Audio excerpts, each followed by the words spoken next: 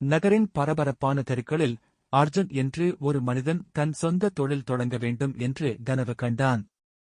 ஒவ்வொரு நாளும் பலர் அவரது மூலையை கடந்து விரைவதை அவர் கவனித்தார். ஆனால் விரைவாக சிற்றுண்டி அல்லது பானத்தை பிடிக்க அருகில் எந்த இடமும் இல்லை.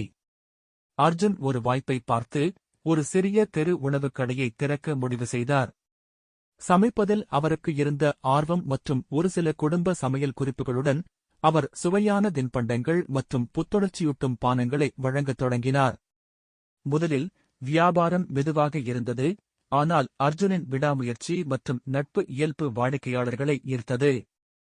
அர்ஜுனின் ருசியான விருந்துகளைப் பற்றிய செய்தி விரைவில் பரவியது. விரைவில் அவரது ஸ்டால் அலுவலக ஊழியர்களுக்கும் வழிப்போக்கர்களுக்கும் பிடித்த இடமாக மாறியது. அர்ஜுனுடைய அர்ப்பணிப்பு மற்றும் கடின உழைப்பால் அர்ஜுனின் தாழ்மையான தெரு வியாபாரம் செழித்தது. மேலும் அவர் தனது மெனுவை விரிவு